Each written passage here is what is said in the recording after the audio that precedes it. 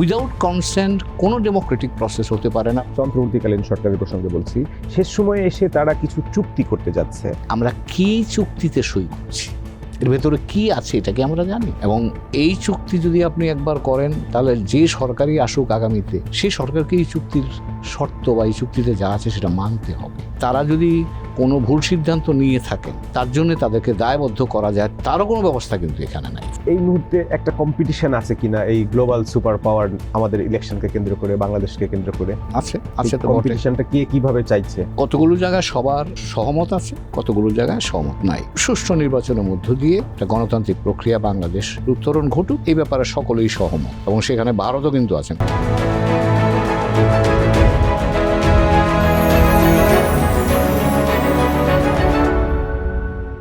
Hello and welcome to আর কাবল presents কেমন সংসদ চাই। আর কাবেল বাংলাদেশের একমাত্র ইউএল এবং ভিডি সার্টিফাইড কেবল, যা A grade LME register copper ক্যাথোডে তৈরি এবং 100% ফ্লেম রিটার্ডেন্ট সম্পন্ন। আর কাবেল, ওয়্যারস উইদাউট ওয়ারিজ। আমাদের সাথে অতিথি হিসেবে আছেন রাজনৈতিক এবং কূটনৈতিক বিশ্লেষক, সাবেক রাষ্ট্রদূত এম হুমায়ুন কবির। অ্যাম্বাসেডর হুমায়ুন কবির, আপনাকে আমাদের স্টুডিওতে স্বাগতম। আপনি কেমন আছেন? ভালো, থ্যাংক। আপনার আরও একটা পরিচয় আছে, আমি সেটা মেনশন করে রাখি। আপনি বাংলাদেশ এন্টারপ্রাইজ ইনস্টিটিউটের প্রেসিডেন্ট আছেন, যেখান থেকে আপনারা এখন বিভিন্ন বিষয় নিয়ে কাজ করছেন, গবেষণা করছেন, সুশাসন, জবাবদিহিতা, পাবলিক পলিসি, রিজিওনাল জিওপলিটিক্স, আপনার জ্বালানি সিকিউরিটি, নানান বিষয় নিয়ে আলাপ করছেন। আমরা আজকে কথা বলবো আসলে নির্বাচন এবং সংসদ নিয়ে। রাজনীতিবিদদের বহুল আলোচিত একটা শব্দ আমি কোট করছি, প্রায়ই তারা বলে থাকেন, আগেও বলেছেন, এখনো বলেন, সংসদ সকল কর্মকাণ্ডের কেন্দ্রবিন্দু হবে। তো সংসদ সকল কর্মকাণ্ডের কেন্দ্রবিন্দু হবে এ কথা তারা বলেছেন, কিন্তু বাস্তবে সেটা হয়নি। না হয় এর কি পরিমাণে প্রভাব, মানে সমাজের সর্বস্তরে প্রভাব ফেলেছে নেতিবাচক, সেটা আমরা কম বেশি সবাই জানি। তো এই যে নির্বাচনের মাধ্যমে যে নতুন সংসদ গঠিত হতে যাচ্ছে, সেই সংসদের উপরে অনেক বড় একটা দায়িত্ব বা প্রত্যাশারও গ্রো করেছে মানুষের, যে সবকিছু ঠিকঠাক করতে হবে, অর্থনীতি বলুন, রাজনীতি বলুন, সবকিছু। তাহলে সবকিছু ঠিকঠাক করার নেতৃত্ব দেওয়ার জন্য কেমন একটা সংসদ আমরা আসলে চাই? ধন্যবাদ আপনাকে। আপনি খুব একটা গভীর বিষয়কে খুব হালকাভাবে উপস্থাপন করলেন, ধন্যবাদ সেই জন্যে। আসলে সংসদ আমরা যেটা বলি, আমরা তো পার্লামেন্টারি সিস্টেম অফ গভর্নমেন্টে আছি। তো এই সংসদীয় সরকার ব্যবস্থায় সংসদটাই সত্যিকার অর্থে কিন্তু কেন্দ্রবিন্দু। এখন কেন্দ্রবিন্দুর বৈশিষ্ট্যগুলো কি এখানে আমি যদি সংক্ষেপে বলি, যেমন ধরুন জনগণ নির্বাচনের মধ্য দিয়ে জনপ্রতিনিধি নির্বাচন করেন বা সংসদ সদস্যদের নির্বাচন করেন। এই প্রক্রিয়াটার মধ্য দিয়ে কিন্তু জনগণ তার সার্বভৌম যে ক্ষমতা সেটা ব্যবহার করলো to give a consent to the governance, যে যারাই সরকার গঠন করবেন, যারাই ক্ষমতা নেবেন, তারাই জনগণের সম্মতির উপর ভিত্তি করে সরকার পরিচালনা করবেন। তো কাজে গণতন্ত্রের মৌলিক বিষয়টাই হচ্ছে কিন্তু কনসেন্ট। আমি 3টা সি দিয়ে সংক্ষেপে এই ডেমোক্রেটিক প্রসেসটাকে ব্যাখ্যা করি। একটা হচ্ছে কনসেন্ট, প্রথম সি। উইদাউট কনসেন্ট কোনো ডেমোক্রেটিক প্রসেস হতে পারে না, আপনি যত ব্যাখ্যা যেভাবেই করেন, কারো কোনো লেজিটিমেসি থাকতে পারে না। কাজে বৈধতা, মানে মানুষ সার্বভৌম ক্ষমতার মালিক কিন্তু দেশের জনগণ। তো তারা যাকে গ্রহণ করবে, যাকে দায়িত্ব দেবে, তিনি বা তারাই সরকার চালাবেন। এটাই হলো কনসেন্টের বেসিস। সেকেন্ড যেটা হবে সেটা হচ্ছে কম্পিটিশন, সেকেন্ড সি। কম্পিটিশন মানে হচ্ছে আপনি শুধু আপনার মত প্রকাশ করলেন আর জনগণের কাছে গিয়ে বললেন যে ভাই আমাকে তোমরা অনুমোদন করো, সেটা হবে না। এটা আইডিয়াস, কম্পিটিশন অফ আইডিয়াস থাকবে, বিভিন্ন মত থাকবে, বিভিন্ন রাজনৈতিক দল তাদের বক্তব্য নিয়ে হাজির হবে। ইভেন ব্যক্তিগত পর্যায়ে ইন্ডিপেন্ডেন্ট ক্যান্ডিডেট যারা আছে তারাও তাদের মতামত নিয়ে হাজির হতে পারে। জনগণ এখানে যে মেনু আছে, এখান থেকে জনগণ চুজ করবে কোনটা চায়, এবং জনগণ স্বাধীনভাবে, ভয়হীনভাবে এই কম্পিটিশন থেকে তারা যাকে পছন্দ করবে তাকেই ভোট দেবে। তার কাছে এই কম্পিটিশনটা কিন্তু সেকেন্ড সি। আর থার্ড যেটা হচ্ছে যে আপনি যদি সরকারে যখন আসবেন, চেকস অ্যান্ড ব্যালেন্স গণতন্ত্রের একটা মৌলিক উপাদান। যে একটা রাষ্ট্রে 3টা অঙ্গ সংগঠন থাকে, একটা হচ্ছে আইন বিভাগ, পার্লামেন্ট, সংসদ, বিচার বিভাগ এবং শাসন বিভাগ। এই 3টার মধ্যে ব্যালেন্সটা যাতে থাকে, কারণ যে কোনো একটা যদি বেশি বেড়ে যায় তখনই কিন্তু এই শাসন ব্যবস্থার ভারসাম্যটা নষ্ট হয়। তো কাজেই শাসন ব্যবস্থার ভারসাম্য রক্ষার জন্যই মার্কিন যুক্তরাষ্ট্র এটা বলে, কিন্তু ইভেন ব্রিটেনের মতো জায়গা তো এটা আছে, চেকস অ্যান্ড ব্যালেন্স। অর্থাৎ যার যা দায়িত্ব আছে সেইটুকু তারা করবে, এবং এখানে 3টার মধ্যে একটা ভারসাম্য, 3 প্রতিষ্ঠানের মধ্যে একটা ভারসাম্য বজায় রাখতে হবে। তো পার্লামেন্ট হচ্ছে আপনার এখানে চেকস অ্যান্ড ব্যালেন্স, যেটা থার্ড সির কথা বললাম, যে এইটাকে ধরে রাখে। এবং পার্লামেন্টের জায়গায় যদি আমি আসি, প্রথম হচ্ছে সংসদীয় গণতন্ত্রে সরকারকে গঠন করবেন বা কারা গঠন করবেন তার নির্ণায়ক হচ্ছে বা সংসদে যারা সংখ্যাগরিষ্ঠতা পাবেন তারাই সরকার গঠন করবেন, এটাই হচ্ছে প্রচলিত পদ্ধতি। দ্বিতীয় যে জায়গাটায় আসে, এই সরকারকে জনগণের কাছে দায়বদ্ধ রাখবার জন্য, অ্যাকাউন্টেবিলিটি এনশিওর করার জন্যে আপনার সংসদের মাধ্যমে জনগণ তার এই ক্ষমতাটা ব্যবহার করে, যেটা সংবিধানেও বলা হচ্ছে, সংবিধানে বলা হচ্ছে। মন্ত্রিসভা collectively accountable to the parliament. কাজেই যত অ্যাকাউন্টেবিলিটি প্রসেস আছে সব অ্যাকাউন্টেবিলিটি কিন্তু পার্লামেন্টে হওয়া উচিত। এবং এখানে গণতন্ত্রের আরেকটা বিষয় আছে, সেটা হচ্ছে আমরা কনসালটেটিভ প্রসেস। এই যে জনগণের সাথে সরকারের কথাবার্তা, এটার মাধ্যমটা কিন্তু হচ্ছে পার্লামেন্টেই জনপ্রতিনিধিরা জনগণের যে চাহিদা সেটা তারা উত্থাপন করবেন, সেটা নিয়ে আলাপ আলোচনা হবে, বিতর্ক হবে, তার ভিত্তিতে তখন একটা সিদ্ধান্তে সরকার যাবে। এটাই হচ্ছে পদ্ধতি। কাজে এখানে অ্যাকাউন্টেবিলিটি এনশিওর করা গভর্নেন্সের জনগণের হয়ে, এটা কিন্তু পার্লামেন্টের আরেকটা গুরুত্বপূর্ণ কাজ। তৃতীয় গুরুত্বপূর্ণ কাজ যেটা হচ্ছে, সেটা হচ্ছে যে আর্থিক, এই যে রাষ্ট্র হাজার হাজার কোটি টাকা বাজেটে ব্যবহার করি আমরা, বা লক্ষ লক্ষ কোটি টাকা তো এখন হচ্ছে, এই টাকা কিভাবে ব্যয় হয়, কোন খাতে ব্যয় হয়, তার নির্ধারক কিন্তু এবং সেটার মূল্যায়নের মালিক কিন্তু এই পার্লামেন্ট। এবং পার্লামেন্টের একটা কমিটি আছে যেটাকে পাবলিক অ্যাকাউন্টস কমিটি বলা হয়। পার্লামেন্ট বিলুপ্ত হলেও কিন্তু এই পাবলিক অ্যাকাউন্টস কমিটি বেঁচে থাকে। তো কাজেই এখানে আর্থিক, এবং পার্লামেন্ট যদি বাজেট অ্যাপ্রুভ না করে, সেটা পৃথিবীর কোনো গণতান্ত্রিক দেশে সরকার বা অ্যাডমিনিস্ট্রেশন টাকা ব্যয় করতে পারে না। তো কাজেই এই আপনার সেটা তো ডেমোক্রেসির মূল স্লোগানই এখন বলা হয়ে থাকে, নো ট্যাক্সেশন উইদাউট রিপ্রেজেন্টেশন। মার্কিন যুক্তরাষ্ট্রের স্বাধীনতা যুদ্ধ হয়েছিল। তো কাজেই সেখান থেকে এখন পার্লামেন্টের এই আর্থিক ক্ষমতা, প্রচণ্ড আর্থিক ক্ষমতা। কদিন আগে মার্কিন যুক্তরাষ্ট্রে সরকার বন্ধ হয়ে গিয়েছিল মাসখানেকের জন্য, ওদের মাঝে মাঝে শাটডাউন হয়। তার কারণটা হচ্ছে যে প্রেসিডেন্ট এক পয়সাও খরচ করতে পারবেন না যদি না বা যতক্ষণ না কংগ্রেস সেটা অ্যাপ্রুভ করে। কংগ্রেস যখন এটা অ্যাপ্রুভ করে না, তখন সরকারটা পয়সা থাকে না, বন্ধ হয়ে যায়। তো কাজেই এটা কিন্তু একেবারে অকাট্য প্রমাণ যে সংসদের ভূমিকা আর্থিকভাবে কত গুরুত্ব। আমাদের সংবিধানেও এরকম একটা বিধান আমাদের সবই আছে, 83-তে 83-তে আছে যে সংসদের অধীনে এবং কর্তৃত্ব ব্যতিরেকে আপনি কোনো ধরনের কর ইম্পোজও করতে পারবেন না, সংযোজন বিয়োজনও করতে পারবেন না।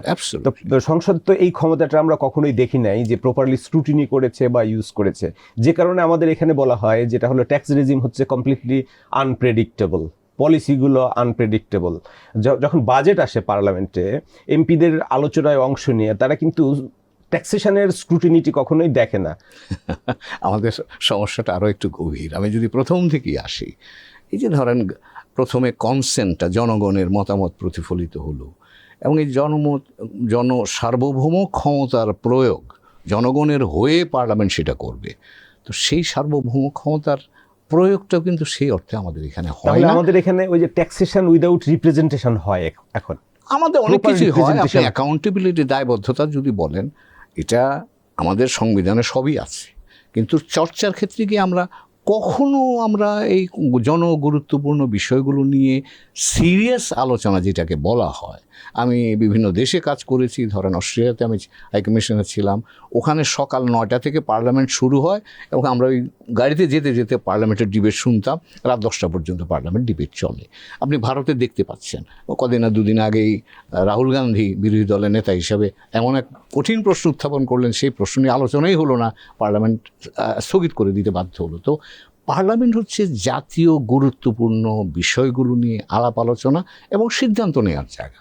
তো আমাদের এখানে এই প্র্যাকটিসটা নাই। আর আর্থিকভাবে যেটা বললেন আপনি, সেটা তো বাজেট পাস হয়, বাজেট কোথায় খরচ হলো সেটা আলোচনা হয়তো হয়, কিন্তু সেই আলোচনাটা জনগণের প্রত্যাশার সাথে বা জনগণের চাহিদার সাথে কতটা সঙ্গতিপূর্ণ, সরকার যে প্রস্তাব নিয়ে যায় সেটা কতটা রেশনাল, জাস্টিফাইড, এই কোশ্চেনগুলো ক্রিটিক্যালি কখনোই আমি পার্লামেন্ট কভার করেছি লং টাইম, আমি দেখি নাই। আমাদের এই চর্চাটায় দুর্বলতা আছে। এবং আগামীর পার্লামেন্ট, আপনি যে কথাটা দিয়ে শুরু করলেন, আগামী পার্লামেন্টে যেহেতু আমরা একটা জুলাই উত্তর প্রেক্ষাপটে আছি, যেখানে মানুষের চাহিদা বেশ আমি বলব উঁচুতে আছে, যেখানে মানুষ মনে করছে যে আমরা আগের মতো আর থাকবো না, আমরা একটু নতুনভাবে নিজেদেরকে সাজাবো, এবং একটা প্রজন্ম যেহেতু এখন এই বিষয়ে বাস্তবায়ন দেখতে আগ্রহী, সে জায়গায় আমার ধারণা আগামী পার্লামেন্ট যেটা হবে সেই পার্লামেন্টকে কিন্তু আগের পার্লামেন্টের চেয়ে ভিন্নভাবে অনেক বেশি জনগণের প্রত্যাশার সাথে সাযুজ্য রেখে কাজ করতে হবে। এখানে বলে রাখছি, আমাদের আগামী পার্লামেন্ট কিন্তু দুইটা ভূমিকা পালন করবে। প্রথম ভূমিকা হবে 180 দিন কিন্তু তারা কনস্টিটিউয়েন্ট অ্যাসেম্বলি, অর্থাৎ সংবিধান সংশোধন করার বা সংবিধান নিয়ে আলাপ আলোচনা করার জুলাই সনদ বাস্তবায়নের জন্য হ্যাঁ, এইটার দায়িত্বে তারা থাকবে। 180 দিন তারা করবে, তারপর তারা আবার পার্লামেন্টের ভূমিকায় তারা ফেরত যাবে। তবে যেদিন থেকে নির্বাচিত হবে সেদিন থেকে সংসদ সদস্যরা সাইমালটেনিয়াসলি তারা দুটো দায়িত্ব পালন করবেন, এবং সেই কারণে এটা গুরুত্বপূর্ণ আমাদের জন্য। আপনি চেক এন্ড ব্যালেন্সের কথা বলছিলাম, আমার মনে পড়লো একটা বিখ্যাত উক্তি মন্টেস্কোর, যে তিনটা ক্ষমতা, আপনি যেটা বলছিলেন যে আইনি ক্ষমতা, বিচারিক ক্ষমতা আর নির্বাহী ক্ষমতা, তিনটা ক্ষমতার যদি দুইটা ক্ষমতা কোনো এক গ্রুপ অফ পিপুলের কাছে পড়ে, বা তিনটা ক্ষমতাই যদি কোনো একটা গ্রুপ অফ পিপুলের কাছে পড়ে, হাতে যায়, তিনটার দুইটা বা তিনটাই যদি যায়, তাহলে ওই গ্রুপ অফ পিপুল যদি অ্যাঞ্জেলো হয়, তাহলে তারা যাদের শাসন করবে তাদের লাইফ হেল করে ফেলবে। এজন্যই চেক অ্যান্ড ব্যালেন্সটা আসলে মানে আমেরিকার সেপারেশন বলা হয়ে থাকে, যেটা হলো মন্টেস্কোর ফিলোসফি থেকেই আমেরিকার এই চেক ব্যালেন্স সিস্টেমটা গড়ে তুলেছে। আমরা আবার আমাদের নির্বাচনী রাজনীতিতে একটু আলোচনায় ফিরে আসি। তো সংসদ আমরা যেমনটা এক্সপেক্ট করছি, এরকম একটা সংসদ গঠিত হবে, আমাদের সবকিছু ঠিকঠাক করতে নেতৃত্ব দিবে। তাহলে কেমন সংসদ গঠিত হতে যাচ্ছে সেটাও ডিপেন্ড করছে আসলে নির্বাচনটা কেমন হচ্ছে। তো নির্বাচনটা কেমন হচ্ছে এখনো পর্যন্ত আমাকে যদি বলেন, মানে নির্বাচন কেমন হচ্ছে এটা একটা ধারণাগতভাবে আমরা বলতে পারি, আরেকটা বলতে পারি যে যারা এর সাথে সংশ্লিষ্ট বিভিন্ন স্টেক হোল্ডার্স তারা কীভাবে দেখছে বা তাদের অবস্থানটা কী। তো আমি ধারণাগতভাবে যদি বলবো যে আমার মনে হচ্ছে নির্বাচনটা হবে শান্তিপূর্ণই, এখন পর্যন্ত যেটুকু ইঙ্গিত পাওয়া যাচ্ছে তাতে শান্তিপূর্ণই হবে। এখন যদি বলেন কেন এই কথাটা বা আমার এই কথাটার ভিত্তিটা কী, তাহলে এবার আমি একটা একটা করে আসি। অন্তর্বর্তীকালীন সরকার এই নির্বাচনটা করতে চাচ্ছে, তো কাজেই সরকারের দিক থেকে কমিটমেন্ট 100% আছে বলেই আমার ধারণা। আমাদের বড় এখনকার প্রেক্ষাপটে বড় একটা স্টেক হোল্ডার সেনাবাহিনী বা সামরিক বাহিনী যদি বলি, তারাও এটাতে আগ্রহী, কারণ তারাই কিন্তু মাঠ পর্যায়ে এখন গত প্রায় 18 মাস ধরে মাঠ পর্যায়ে কাজ করছে। কাজেই তারাও এখন আমার ধারণা একটা নির্বাচনের মধ্য দিয়ে একটা নির্বাচিত সরকার প্রতিষ্ঠিত হোক, তারা তাদের ক্যান্টনমেন্টে ফেরত যাক, এই প্রত্যয়টা তাদের মধ্যে এখন বোধহয় দৃঢ় হয়েছে। নির্বাচন কমিশন যারা এই নির্বাচন পরিচালনা করবেন, আমার ধারণা, আমি যেটুকু তাদের সাথে কথা বলে বুঝি, মাঠ পর্যায়ে তাদের সাথে তাদের কাজ দেখে আমার যেটা মনে হয়েছে, তারাও 100% কমিট। নির্বাচন হচ্ছে, যদিও কেউ কেউ বলে থাকে নির্বাচন হবে কি হবে না সংশয়, বাট নির্বাচন হচ্ছে, এটা বোঝা যাচ্ছে।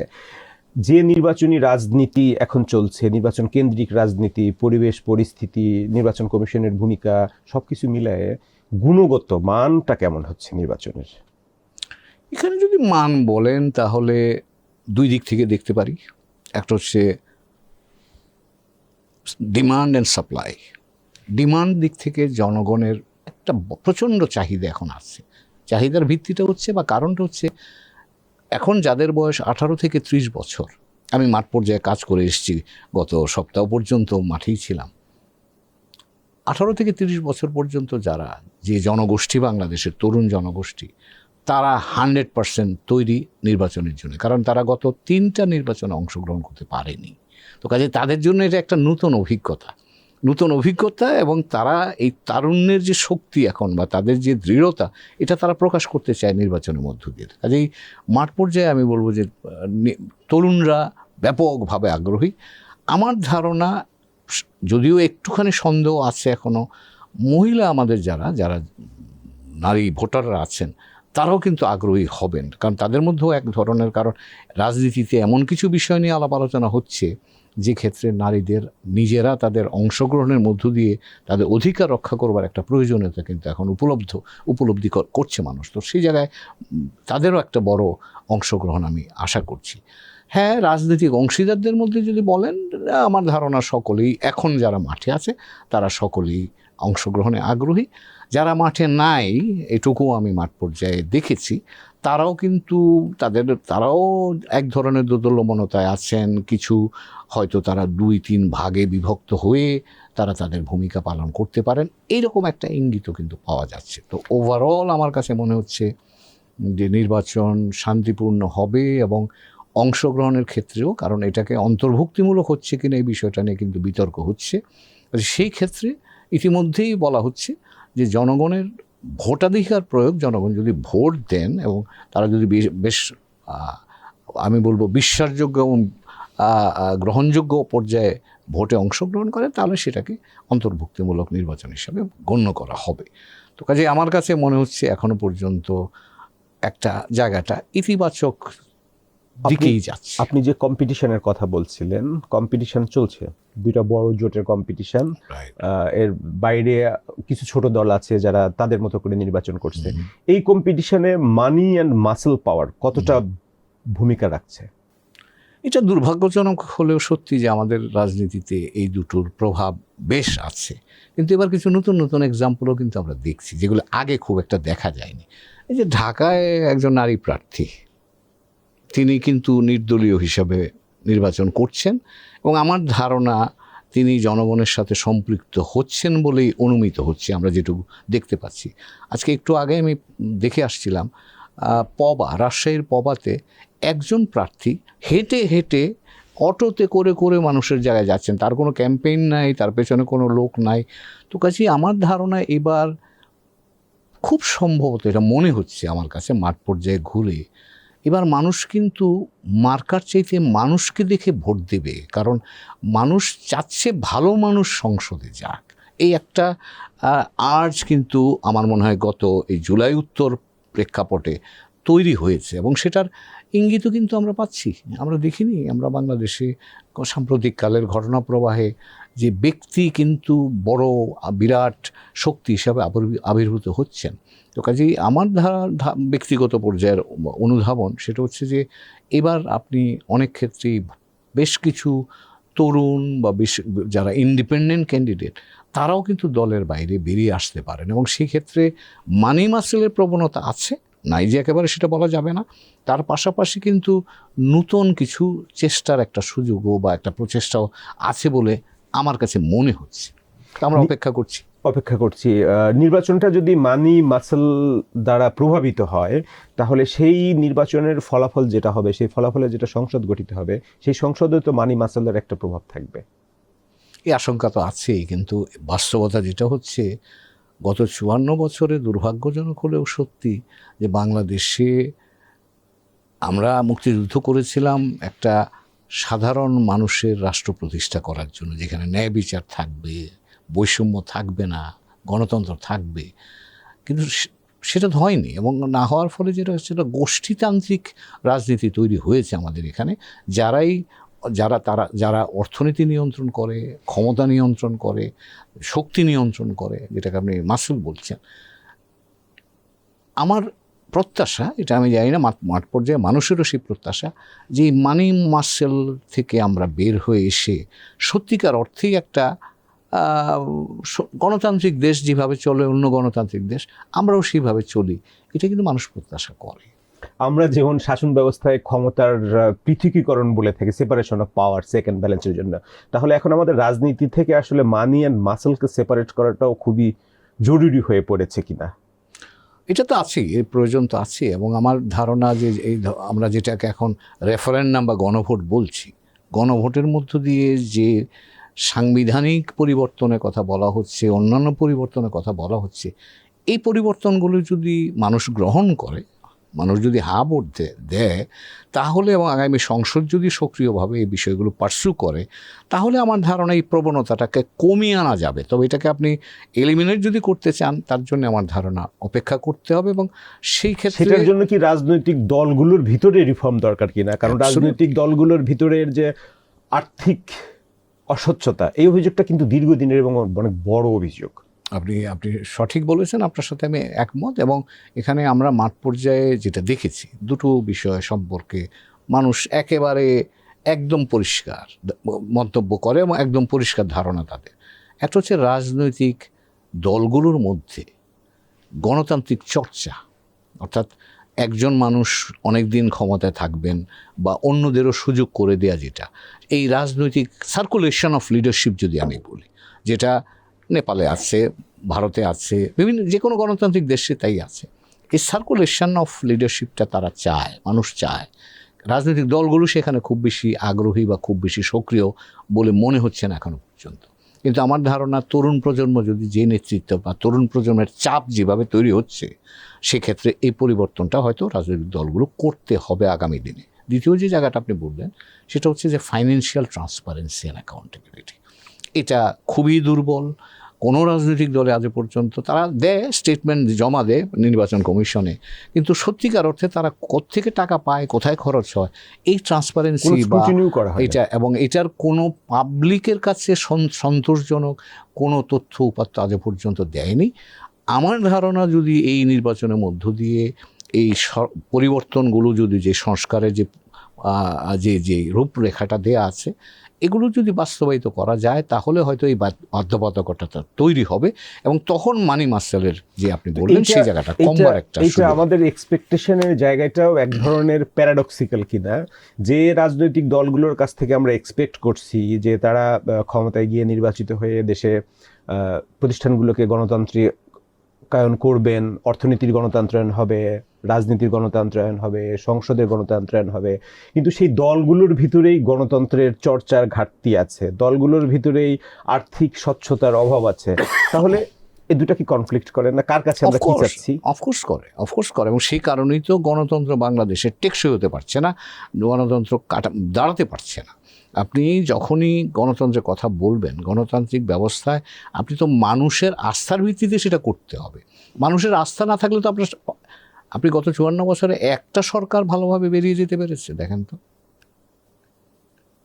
কোনো সরকার কি যেভাবে এসছে তারা সেভাবে ফেরত যেতে পেরেছে ক্ষমতা থেকে? একবার হয়েছে, যেটা আমাদের সংসদের মেয়াদ পূর্ণ হয়েছিল 5 বছর, 2001 সালে।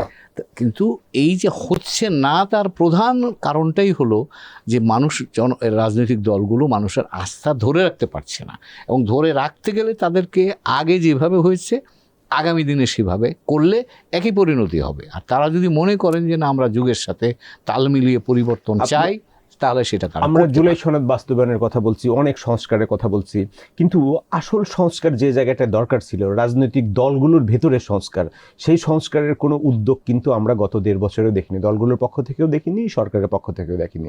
সরকার হয়তো এই ধরনের উদ্যোগ নিতে সাহসও পায়নি যে কোন দলকে কি বলতে মানে এটা ব্যাকফায়ার করে কিনা। তাহলে যে সংস্কারগুলোই হোক সামনে, যদি দলগুলো চ্যারিটি বিগিনস এট হোম, দলগুলো যদি ঠিক না হয় তাহলে সেগুলোর ফিউচার কি হবে? আমাদের সংবিধানে এখনো কিন্তু অনেক ভালো ভালো কথা লেখা আছে, অনেক ভালো ভালো কথা লেখা আছে। আমি আপনার প্রশ্নটার জবাব কিভাবে দেবো সেটা ভাবছি, কিন্তু আমার যেটা মনে হয় এখানে তো চ্যারিটি আপনি বললেন, রাজনৈতিক দলগুলো তো চ্যারিটি নিজেরা করবে না, তারা they respond to the public demands, অর্থাৎ ডিমান্ডের সাপ্লাই দৃষ্টিভঙ্গিতে যদি আমি দেখি, তাহলে জনগণের চাহিদা আপনি লক্ষ্য করবেন, আপনাকে দেখতে পাচ্ছি না, মানুষ বলছে, ইয়াং জেনারেশন বলছে যে যারা ঋণ খেলাপি তারা যেন ভোটে না আসতে পারে, চলে গেছে, যারা 4 ডজনের বেশি চলে গেছে, এক্স্যাক্টলি, যারা দ্বৈত নাগরিক তারা যেন না হতে পারে। এখন যদি আপনি ধরেন, আমি একটা হাইপোথেটিক্যাল সিনারিও বলছি আপনাকে, আগামী নির্বাচনে যদি জনগণ তাদেরকে প্রত্যাখ্যান করে, তাহলে আগামী নির্বাচনে কি আর কোনো রাজনৈতিক দল এই ধরনের ক্যান্ডিডেটকে নমিনেট করবে? দেখেন আপনি কিভাবে প্রসেসটা, স্যানিটাইজেশন প্রসেসটা চলে। তো কাজেই জনগণের চাহিদা জুলাইয়ের পরে কিন্তু জনগণের চাহিদা প্রত্যাশা অনেক বদলে গেছে এবং গুণগতভাবে বদলেছে। আমার আশা যে এটা কি আসলে ম্যাস পিপল ম্যাসিভ আকারে বদলে গেছে, নাকি প্রিভিলেজড কমিউনিটি যারা আছে জনগণের ভিতরে তারা মনে করছে বদলে গেছে? না, আমি মাঠ পর্যায়ে কাজ করি এবং গত 24 সালের অক্টোবর থেকে এই গত 1 সপ্তাহ আগ পর্যন্ত আমরা 20টা জেলাতে কাজ করেছি, বিভিন্ন 3টা স্তরে। আমার কাছে মনে হচ্ছে যে বাংলাদেশ কিন্তু পরিবর্তিত হচ্ছে এই কারণে যে তরুণ প্রজন্ম, বিশেষ করে তরুণ প্রজন্ম যারা জনগণের 1/3 কিন্তু শক্তি এবং সামর্থ্যের দিক থেকে তারা কিন্তু সবচেয়ে সক্রিয়।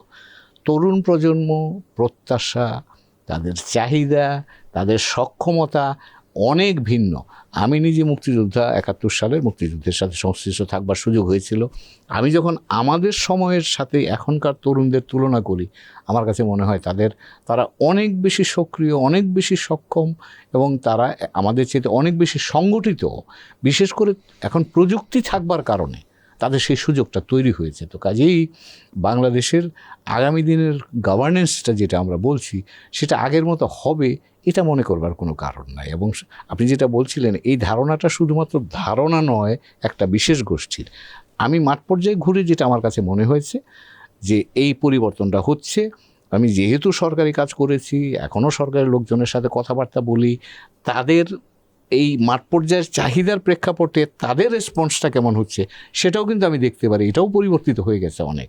তো কাজেই বাংলাদেশে আগামী দিনে যে বা যারাই ক্ষমতায় আসুক, গভর্নেন্স স্ট্রাকচারটাকে তাদের রিঅর্গানাইজ করা ছাড়া সরকার চালিয়ে যাওয়া, রাজনীতি চালিয়ে যাওয়া কঠিন হবে। কিন্তু আমরা একটু ভূ রাজনৈতিক প্রসঙ্গে আসতে চাই।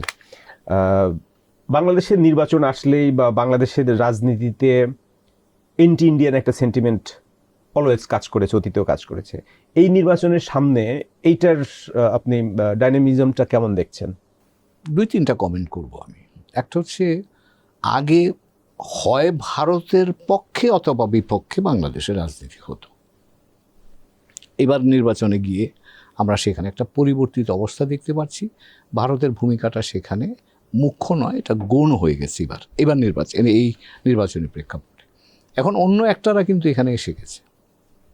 যেমন ধরুন মার্কিন যুক্তরাষ্ট্র বাইরে দূরে থেকে বাংলাদেশে নির্বাচন প্রক্রিয়া সফল হোক এগুলো প্রত্যাশা করেছে। কিন্তু আমরা দেখতে পাচ্ছি আস্তে আস্তে তারা কিন্তু আমাদের সাথে সক্রিয় হচ্ছে। চীনারাও সক্রিয় হচ্ছে, ইউরোপিয়ান ইউনিয়নও সক্রিয় হচ্ছে, জাতিসংঘও সক্রিয় হচ্ছে। তো ফলে আগে যেটা শুধুমাত্র ভারতীয় সক্রিয়তা, অন্যদের দূরে থেকে দেখা, এই প্রক্রিয়াটা এখন উল্টো একটুখানি ভিন্ন হয়ে গেছে। এবার ভারত নিষ্ক্রিয় আপাতত দৃষ্টিতে মনে হচ্ছে, কিন্তু ভারত বিরোধিতাটার উত্থান বেশি হয়েছে কিনা বাংলাদেশের রাজনীতিতে নির্বাচনের সামনে?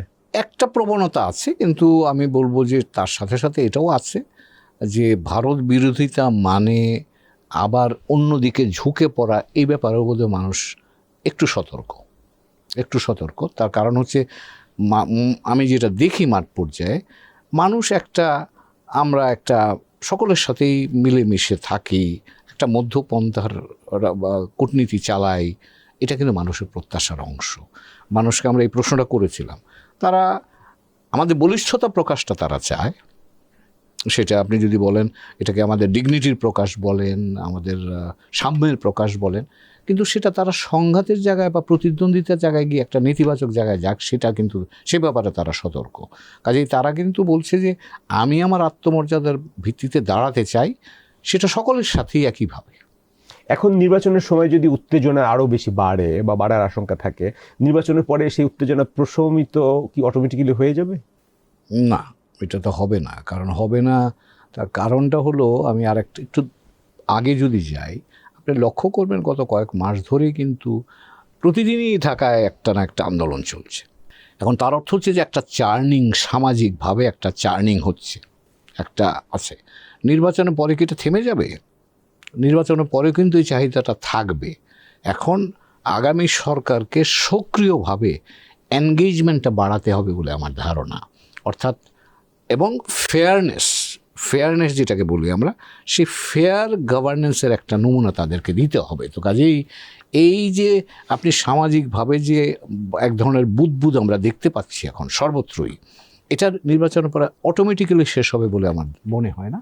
এটা করতে গেলে আপনি বিশ্বাসযোগ্যভাবে ফেয়ারলি মানুষের চাহিদাগুলোকে যদি মেটানোর জন্য উদ্যোগ গ্রহণ করেন, তাহলেই আমার ধারণা এখনকার যে অস্থিরতাটা আছে সে অস্থিরতাটাকে অ্যাড্রেস করা সম্ভব হতে পারে। যুক্তরাষ্ট্রের ভূমিকা আপনি কেমন দেখছেন? আমি আপনাকে ডয়চে ভেলের 3 ফেব্রুয়ারি একটা প্রতিবেদন থেকে কিছু কোট করে শোনাতে চাই। সম্প্রতি ওয়াশিংটন পোস্টের এক প্রতিবেদনে বলা হয় জামাতকে বন্ধু হিসেবে পেতে চায় যুক্তরাষ্ট্র, তবে এক সপ্তাহের মধ্যেই ঢাকায় মার্কিন রাষ্ট্রদূত বলেন জনগণের নির্বাচিত যে কোনো সরকারের সাথে কাজ করতে প্রস্তুত যুক্তরাষ্ট্র। এই প্রতিবেদনে আরও বলা হয়েছে বিশ্লেষকদের মানে কূটনৈতিক বিশ্লেষক বা রাজনৈতিক বিশ্লেষকদেরকে উদ্ধৃত করে বলছেন, বিশ্লেষকদের একাংশ মনে করেন জামাত ইসলামী আন্তর্জাতিক এবং দেশীয় সবগুলো চ্যানেলেই এগিয়ে গেছে, তাদের নিয়ে পশ্চিমাদের আপাতত কোনো অস্বস্তি নেই এবং এর ফলে নির্বাচনে আওয়ামী লীগের অনুপস্থিতিতে বিএনপির সঙ্গে জামাত শক্ত প্রতিদ্বন্দ্বিতা গড়ে তুলবে বলেও মনে করেন তারা। এটা একটা পক্ষ। আরেকটা পক্ষের বিশ্লেষণ, তাদের মতে যে এই বিষয়ে প্রবল ভিন্ন মতো আছে তারা মনে করেন জামাতকে নিয়ে যুক্তরাষ্ট্র আসলে একটি কূটকৌশল করছে। যুক্তরাষ্ট্র আসলে বাংলাদেশে একটি দুর্বল সরকার চায়, যার সহায়তায় তারা তাদের সুবিধাগুলো আদায় করে নিতে পারবে। বিশ্লেষকদের এই অংশ আরও মনে করেন জামাতের এখন যে চেহারা কোট অ্যান্ড কোট দেখা যাচ্ছে, সেটা আসলে কোট অ্যান্ড কোট আসল চেহারা নয়। তাদের আসল চেহারা 1971 সালে দেখা গেছে। তারা যদি কখনো ক্ষমতায় যায় তাহলে আবার সেই আসল চেহারা দেখা যাবে। কোট শেষ। এখানে আমি মার্কিন অবস্থান সম্পর্কে দুই তিন রকমের চেহারা বা দুই তিন রকমের প্রকাশ দেখেছি। একটা, অনেকে বলছেন যে জামাতের সাথে তারা ঘনিষ্ঠ বা যোগাযোগ রাখছে, এটা আছে, এবং এটাতে তারা মনে করছেন যে জামাত একটা বাড়তি সুবিধা পাবে আগামী নির্বাচনের ক্ষেত্রে। এটা একটা ধারণা। দ্বিতীয় ধারণা হচ্ছে, এবং সেটা মার্কিন রাষ্ট্রদূত নিজেই বলেছেন, যে আমরা কোনো পক্ষকে সমর্থন করছি না, আমরা নির্বাচনী প্রক্রিয়াটা সফলভাবে সম্পন্ন হোক, এটাই আমরা চাচ্ছি। আর তৃতীয় যেটা বলছেন সেটাতে আমি গেলাম না। আমার ধারণা দ্বিতীয় অবস্থানটাই মার্কিন যুক্তরাষ্ট্রের অবস্থান, যেটুকু আমি বুঝতে পারছি। সেটা এখানে রাষ্ট্রদূত বলেছেন। ওয়াশিংটনেরও ধারণা, আমার যেটুকু খবরাখবর পাই, ওয়াশিংটনের ধারণা তারা প্রক্রিয়াটা স্বচ্ছ হোক, জনগণ অংশগ্রহণের মাধ্যমে আসুক, যে সরকারই আসে সেই সরকারের সাথে তারা কাজ করবে। এমনকি সেটা যদি জামাত সংখ্যাগরিষ্ঠতা পেয়ে আসে, সেই সরকারের সাথেও তারা কাজ করতে আগ্রহী থাকবে। এই বার্তাটাই তারা দিচ্ছে। তো কাজেই এখানে আপনি মার্কিন যুক্তরাষ্ট্রে যেটা আলোচনা সূত্রপাত করেছে সেটা হচ্ছে মার্কিন যুক্তরাষ্ট্রের সাথে জামাতের সংলাপটা শুরু করে। জামাতের সাথে মার্কিন যুক্তরাষ্ট্র বহুকাল ধরেই যুক্ত আছে। শুধু মার্কিন যুক্তরাষ্ট্র, জামাত না, সব রাজনৈতিক দলের সাথেই তারা কথা বলে, এবং এটাই কূটনৈতিক চর্চার অংশ। তো কাজেই সেখানে আমি খুব বেশি এটাতে মনোযোগ দেব না। আমি দেখতে চাই যে তারা আমাদের এই প্রক্রিয়াগতভাবে কতটা আমাদেরকে সমর্থন করছে। সেটা যদি ঠিকমতো হয় তাহলে আমার ধারণা মার্কিন যুক্তরাষ্ট্র তার যে কোনো সরকারের সাথে কাজ করবে, যে কথাটা রাষ্ট্রদূত নিজেও বলেছে। পাবলিক পারসেপশন একরকম গ্রো করেছে, এরকম সামাজিক যোগাযোগ মাধ্যম সব মিলায়ে, যেটা মার্কিন যুক্তরাষ্ট্র জামাতকে ক্ষমতায় দেখতে চায়। না, আমি তেমনটা পড়ছি না, আমি তেমনটা গ্রহণ করছি না। তার কারণ হলো যে কূটনীতিকদের কাজই হচ্ছে যে কোনো রাজনৈতিক দল যারা সরকারিভাবে বা স্বাভাবিক রাজনৈতিক প্রক্রিয়ায় অংশগ্রহণ করে তাদের সকলের সাথে এনগেজড হওয়া, তাদের সাথে কথা বলা, তাদের অবস্থান বোঝা, এবং সেটা যদি দেখা যায় যে গুরুত্বপূর্ণ রাজনৈতিক শক্তি, তো সেক্ষেত্রে তো আরেকটু বেশি যুক্ত হতে হয়, কারণ তারা হয় সরকারে থাকবে না বিরোধী দলে যাবে। তো যেখানেই থাকুক তাদের ভূমিকাটা কি হবে এটা আগাম উপলব্ধি করা, এটা কিন্তু আমাদের কূটনীতিক কাজের অংশ। কেন্দ্র করে চীনের ভূমিকা কেমন দেখছেন? চীনও আমার ধারণা সরকার নির্বাচন একটা কম্পিটিশন আছে কিনা এই গ্লোবাল সুপার পাওয়ার আমাদের ইলেকশনকে কেন্দ্র করে, বাংলাদেশকে কেন্দ্র করে? আছে আছে আছে। তো কম্পিটিশনটা কে কিভাবে চাইছে? কতগুলো জায়গায় সবার সহমত আছে, কতগুলো জায়গায় সহমত নাই। সহমতের জায়গাটা হচ্ছে একটা সুষ্ঠু নির্বাচনের মধ্য দিয়ে একটা গণতান্ত্রিক প্রক্রিয়া বাংলাদেশ উত্তরণ ঘটুক, এই ব্যাপারে সকলেই সহমত, এবং সেখানে ভারতও কিন্তু আছে, আমি এটা বলে রাখছি। তো কাজে এইখানে বাংলাদেশের আশপাশে বা বাংলাদেশকে নিয়ে যারা আগ্রহী তারা সকলেই ব্যাপারে একমত। বাংলাদেশ স্থিতিশীল থাকুক, এই ব্যাপারেও তারা সবাই একমত। বাংলাদেশ অর্থনৈতিকভাবে সামনের দিকে এগিয়ে যাক, এই ব্যাপারেও তারা সকলেই একমত। এবার যদি দ্বিমতের জায়গায় আসেন, সেটা সেই জায়গাটা আসবে যে এক একজনের এক এক রকম। চীনারা তাদের বেল্ট অ্যান্ড রোড ইনিশিয়েটিভের অংশীদার হিসেবে বাংলাদেশের সাথে তারা কাজ করতে আগ্রহী, এবং আমরা জানি যে চীনারা আমাদের এখানে ধরেন ইনফ্রাস্ট্রাকচার নিয়ে কাজ করে, বহুদিন ধরেই তারা আমাদের বন্ধু। বিভিন্ন বিষয়ে, অন্যান্য বিষয়ে তারা আমাদের সাথে এগ্রিকালচারে কাজ করে, হেলথে কাজ করে। তো কাজেই, এবং ইদানিং বিনিয়োগ কিছু আসছে, তো সেগুলো চীনারা আগ্রহী আছে, এবং তারা চাইবে এক্ষেত্রে তাদের অবস্থানটাকে সুদৃঢ় করতে। এবং আমার ধারণা এই ক্ষেত্রে আমাদের এবং চীনাদের একটা সাজুর্যের জায়গাও আছে, কারণ আমরা যে জায়গাগুলোতে চীনা সহযোগিতা পাই সেখানে কিন্তু অন্যরা সহযোগিতা করছে না। তো কাজে এখানে চীনাদের সাথে আমাদের এই কন্টিনিউয়েশন বা কাজ চালিয়ে যাওয়ার একটা সুযোগ থাকবে। ভারতের সাথে তো আমাদের নিরাপত্তা বিষয় আছে, ভারতের সাথে আমাদের ব্যবসা বাণিজ্য আছে, সেগুলো ব্যবসা বাণিজ্য আমরা চাই বা না চাই এটা চালু থাকবে। এমনকি গত 1-1.5 বছর ধরে এই রাজনৈতিক পর্যায়ে কূটনৈতিক পর্যায়ে টানাপোড়েন চললেও ব্যবসা বাণিজ্য কিন্তু চলছে, এবং মোটামুটি দুই দেশের ব্যবসা বাণিজ্য যদি বলেন প্রায় অলমোস্ট একই জায়গায় আছে। আমার ধারণা আগামী দিনে যদি বাংলাদেশের অর্থনীতির প্রবৃদ্ধি বাড়ে তাহলে সেই যোগাযোগটা আরও বেশি শক্তিশালী হবে। মার্কিন যুক্তরাষ্ট্র তাদের একটা ভূরাজনৈতিক প্রেক্ষাপট আছে, এবং তারা বৈশ্বিক একটা লেন্স আছে, তাদের রিজনাল একটা লেন্স আছে। আগে রিজনাল লেন্সটা তারা ভারতের সাথে মিলে দেখতো বাংলাদেশকে, এখন তারা বাংলাদেশকে ইন্ডিপেন্ডেন্টলি দেখার চেষ্টা করছে। এটা হলো একটা। দ্বিতীয়, বৈশ্বিক জায়গায় যদি আসেন, বা মার্কিন রাষ্ট্রদূত বলেইছেন যে চীনের সাথে ঘনিষ্ঠতাটাকে তারা ভালোভাবে দেখছেন না। তো কাজে এটা তারা বৈশ্বিক প্রেক্ষাপট থেকে বলছেন, এটা কিন্তু বাংলাদেশের বিষয় নয় শুধু। কাজেই মার্কিন যুক্তরাষ্ট্রের একটা বৈশ্বিক প্রেক্ষাপট আছে, সেটা আমাদের বুঝতে হবে যে কোন জায়গাটায় তাদের সেন্সিটিভিটি আছে, কিছু রিজিওনাল আছে, কিছু বাইলেটারাল আছে। এখন আমরা কোন জায়গাটাতে প্রায়োরিটাইজ করব সেইটা আমাদের সক্ষমতা, আমাদের নিজস্ব অ্যাসেসমেন্টের ভিত্তিতে আমাদের করতে হবে। কিন্তু বাস্তবতা হচ্ছে, আমার ব্যক্তিগত ধারণা, যে বাংলাদেশে আমরা সকলের সাথেই এনগেজ থাকতে হবে, এবং সেই জায়গায় আমার কোন প্রয়োজনে আমি কার সাথে কাজ করব তার একটা যথাযথ মূল্যায়ন দরকার। এবং যেহেতু এই 3-4টা শক্তি একসাথে কাজ করতে গেলে একটু ধাক্কাধাক্কি হওয়ার আশঙ্কা আছে, সেই ক্ষেত্রে যাতে ধাক্কাধাক্কিটা না হয়, তাদেরকে নিরাপদ দূরত্বে একজনের সাথে আরেকজনের নিরাপদ দূরত্ব বজায় রেখে আমার স্বার্থটাকে সামনে নিয়ে যাওয়ার জন্য যে কাজটা করা দরকার, এটা হচ্ছে কূটনীতি।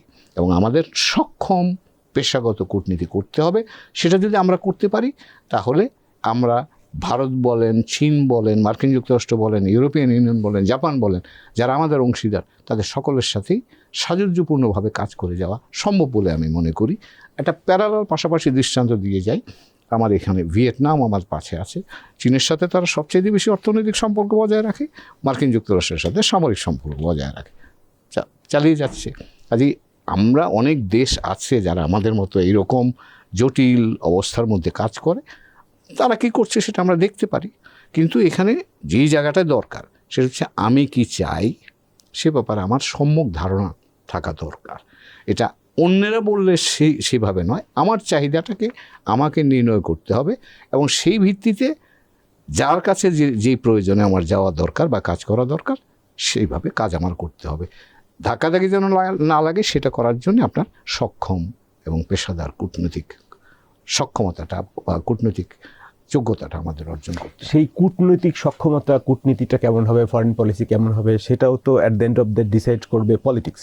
ইয়েস, পলিটিক্যাল যদি সেই ভীষণ না থাকে, কোনো একদিকে যদি আপনার হেলে পড়ে, ঝুঁকে পড়ে, তাহলে আমাদের তো ঝুঁকি আরও বাড়তে পারে। এবং সেই ঝুঁকিটা এখনকার, আমরা তো আগে এলডিসি ছিলাম, অন্যেরা যা দিত সেই সুযোগটা আমরা নিতাম, তারা আমাদের কাছে কিছু চাইতো না।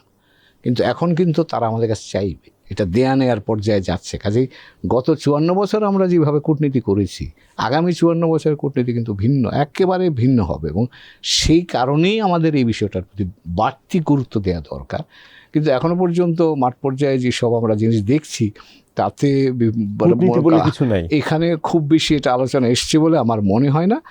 আমরা হয়তো একদিকেই ঝুঁকে আছি বা অন্যদিকে ঝুঁকে আছি এইরকম বলছি, কিন্তু এই যে প্রক্রিয়াটাকে ম্যানেজ করার জন্য যে সক্ষমতাটা দরকার, তার জন্য নিশ্চিতভাবেই আপনার রাজনৈতিক নেতৃত্বের বলিষ্ঠতা, আন্ডারস্ট্যান্ডিং এবং কূটনীতিকে স্পেস দেওয়ার মতো সুযোগ তারা তৈরি করতে হবে, না হলে তো কূটনীতি কাজ করতে পারবে, যাতে কূটনীতি ইন্ডিপেন্ডেন্টলি ফাংশন করতে পারে। হ্যাঁ, ইন্ডিপেন্ডেন্টলি প্রফেশনাল ফাংশন করবে ফর প্রফেশনাল ওয়ার্ক, কিন্তু that has to come, the direction has to come from the political leadership. এই সরকারের মেয়াদ প্রায় শেষের দিকে চলে আসছে, অন্তর্বর্তীকালীন সরকারের প্রসঙ্গে বলছি। শেষ সময়ে এসে তারা কিছু চুক্তি করতে যাচ্ছে, চুক্তিগুলো নিয়ে আপনি পত্রপত্রিকায় দেখেছেন এবং আন্দোলনও শুরু হয়েছে বিভিন্ন জায়গায়। এটা সম্পর্কে আপনার কাছে আপনার অবজারভেশন জানতে চাচ্ছি, যে এই শেষ সময়ে এসে কি সবকিছু তাড়াহুড়া করে করার খুবই দরকার ছিল?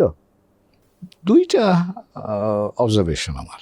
একটা হচ্ছে যে অনেকগুলো বা কয়েকটা করার একটা অব্লিগেশন আছে। যেমন ধরুন মার্কিন যুক্তরাষ্ট্রের সাথে আমরা যে ট্যারিফ ডিলটা করেছিলাম, গত অগাস্ট মাসে সেখানে একটা নীতিগত অবস্থান আমরা এগ্রি করেছিলাম। তারই ধারাবাহিকতায় এসে আমার ধারণা এখন বোধহয় 9 তারিখে একটা চুক্তি স্বাক্ষর হবে এইরকম কথাবার্তা শুনতে পাচ্ছি। তো এইটাকে যদি আমি বলি তাহলে এটাকে আমি একটা আমার কমিটমেন্টের ধারাবাহিকতা হিসেবে দেখছি, ইতিবাচকভাবে দেখবার সুযোগ আছে। কিন্তু যেই জায়গাটায় প্রশ্ন আসছে, যেটা জনমনে প্রশ্ন উঠছে, আমরা কি চুক্তিতে সই করছি, এর ভেতরে কি আছে এটা কি আমরা জানি? এবং এই চুক্তি যদি আপনি একবার করেন তাহলে যে সরকারই আসুক আগামীতে, সেই সরকারকে এই চুক্তির শর্ত বা এই চুক্তিতে যা আছে সেটা মানতে হবে, সে অনুযায়ী চলতে হবে। তো কাজেই এখানে স্বচ্ছতাটা খুব প্রয়োজন ছিল। টাইমিংয়ের ব্যাপারে আমি বলবো যে ঠিক আছে, সেটা আমি গ্রহণ করতে রাজি আছি, কিন্তু কী নিয়ে আমি যাচ্ছি, কি আছে এর ভেতরে, কী দায়িত্ব আমি নিলাম, কী দায় আমার আসলো, কী আমি পাবো, সেগুলি সম্পর্কে জাতীয়ভাবে বা কালেকটিভলি আমাদের একটা আন্ডারস্ট্যান্ডিং থাকা দরকার বলে আমি মনে করছি। আরেকটা চুক্তি নিয়ে আমাদের চট্টগ্রাম বন্দর এখন কার্যত অচল, স্ট্রাইক চলছে। এটাও আমি মনে করি কনসালটেশন আমাদের একটা জটিলতা হচ্ছে, আমরা আগেও দেখেছি, এই সরকারের আমলেও দেখলাম, কনসালটেটিভ মেকানিজমটা খুব দুর্বল। যারা স্টেক হোল্ডার তাদের সাথে আপনার কথাবার্তা বলতে হবে, তাদেরকে জানাতে হবে, তাদের যদি কোনো বিষয় থাকে যেটা অ্যাড্রেস করা সম্ভব সেগুলো করতে হবে। এবং যেমন ধরেন আমি এই পোর্ট ডিলের বাইরেও মার্কিন যুক্তরাষ্ট্রের সাথে যে একটা ট্যারিফ ডিলের কথা বলি, বিজিএমের লোকজন পত্রপত্রিকায় তারা বিবৃতিতে বলেছে আমরা তো জানি না এটা কী আছে এটার ভিতরে, বা আমাদেরকে অংশগ্রহণ করা, এতে অংশীদার করা হয়নি। তো কাজেই আমাদের এই একটা গভর্নেন্সের একটা বড় দুর্বলতা হচ্ছে আমরা কনসালটেটিভ মেকানিজমটা আমাদের নাই প্রায়, এবং এর ফলে ট্রান্সপারেন্সিটা তৈরি হয় না, এর ফলে অ্যাকাউন্টেবিলিটিটা এস্টাবলিশ করা যায় না। এখন দেখবেন যদি এগুলি করা হয়, এই সরকার যখন দায়িত্ব দিয়ে দেবে তখন তারা বলছে আমরা তো আমাদের কাজ করে ফেলেছি। এবং এখানে এমন কোনো ব্যবস্থাও আমরা ডেভেলপ করতে পারি নাই যে তারা যদি কোনো ভুল সিদ্ধান্ত নিয়ে থাকেন তার জন্য তাদেরকে দায়বদ্ধ করা যায়, তারও কোনো ব্যবস্থা কিন্তু এখানে নাই। ফলে যখন যা খুশি আমরা এগুলি করে দিচ্ছি, এবং সেটা সবসময় যে জাতীয় স্বার্থের সহায়ক হয় তাও হয় না, কিন্তু দায়টা আমাদের ঘাড়ে থাকে, আমরাই সেই দায় নির্বাহ করতে হয় আনফরচুনেটলি। এর আপনার দায়ভার বলি বা চ্যালেঞ্জ বলি, যা কিছুই বলি না কেন, নতুন সরকার এবং সংসদকে সেটা ফেস করতে হবে। তাহলে আপনার নতুন সংসদ যেটা গঠিত হতে যাচ্ছে, সেই সংসদের সামনে মেজর চ্যালেঞ্জগুলো আমরা কি কি পাচ্ছি? একটা তো আছে যেটা আপনার এখন যে নির্বাচন কেন্দ্রিক রাজনীতি নিয়ে যে তিক্ততা, আপনার আনহেলদি একটা কম্পিটিশন গ্রো করেছে, নির্বাচনের ফলাফলের পরে এটার একটা রিকনসিলিয়েশন কি পসিবল হবে কিনা? হতে পারে, সেটাও তো পার্লামেন্টই হতে হবে। আপনাকে যদি রিকনসিলিয়েশন না হয় তাহলে এই যে সংসদ বর্জনের রাজনীতি, সংসদ ছেড়ে রাজনীতি রাস্তায় চলে আসে, আচ্ছা সেটা যদি হয় তাহলে তো আমরা জুলাই থেকে কিছুই শিখলাম না, এটাই ধরে নিতে হবে। কারণ জুলাইয়ের অর্থটা হচ্ছে যে আপনি জুলাই পূর্ব যে ঘটনা প্রবাহ সেগুলো মানুষের কাছে গ্রহণযোগ্য ছিল না, সেগুলো মানুষের স্বার্থের প্রতিনিধিত্ব করেনি। আমাদের যে কাঠামোগত ব্যবস্থা তৈরি করেছিলাম সেটা মানুষের স্বার্থকে সার্ভ করেনি, সেই কারণেই তো এগুলো আমরা জুলাই থেকে যেতে হলো বা জুলাই ঘটলো। তো কাজেই যদি আপনি জুলাই থেকে শিক্ষা নেন তাহলে যে কারণে জুলাই সংগঠিত হয়েছে সেই কারণগুলোতে আর ফেরত যাওয়া যাবে না। আর যদি আমরা একই কারণগুলো আবার নিয়ে আসি, একই ব্যবহার বা একই ধরনের কাজ করতে থাকি, একই প্রাতিষ্ঠানিক কাঠামো রেখে দিই, তাহলে আপনি দুর্ভাগ্যজনকভাবে আরেকটা জুলাইয়ের জন্য অপেক্ষা করতে হবে হয়তো। অ্যাম্বাসেডর হুমায়ুন কবির, আমাদের আলোচনায় অংশ নেওয়ার জন্য আপনাকে ধন্যবাদ। আপনি ভালো থাকবেন, সুস্থ থাকবেন, নিরাপদে থাকবেন। আশা করি নির্বাচনের আগে বা পরে আবারও আপনার সঙ্গে সংসদ বিষয়ক, সুশাসন বিষয়ক আবারও কথা হবে। আপনি ভালো থাকবেন। ধন্যবাদ আপনাকে। ডিয়ার ভিউয়ার্স, আমাদের সাথে থাকার জন্য আপনাদের ধন্যবাদ। আপনারা ভালো থাকবেন, সুস্থ থাকবেন, নিরাপদে থাকবেন।